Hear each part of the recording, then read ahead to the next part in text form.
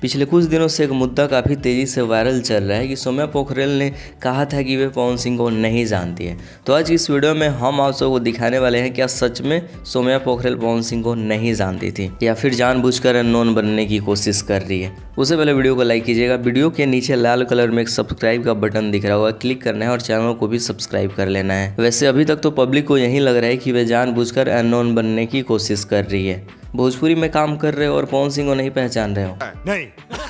तो सबसे पहले इसके पुराने इंटरव्यू को देखिए। अगर ध्यान से देखेंगे तो इतना पता कंफर्म चल जाएगा कि वे पवन सिंह को बहुत अच्छे से जानती है। आज ना झूठ का अनजान बनने की कोशिश कर रही है। अगर पवन सिंह आपको ऑफर दे अपने गाने में काम करने के लिए तब शायद मैं नहीं करूंगी।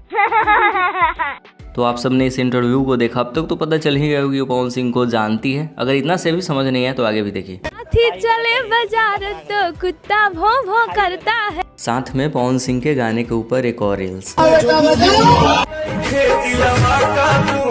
तो आप सबने जितना सब चीज़ देखा, इंटरव्यू तो करीब 1 महीना पहले का था, लेकिन रील्स करीब 1-2 साल पहले के हो सकते हैं। रील्स के बारे में कुछ अंदाजा नहीं है। और जब से खेसारी लाल यादव के साथ गाना रिलीज हो गया, थोड़ी सी पॉपुलर हो गई है, पवन सिंह को अननोन बताने लगी। कौन है पवन जी?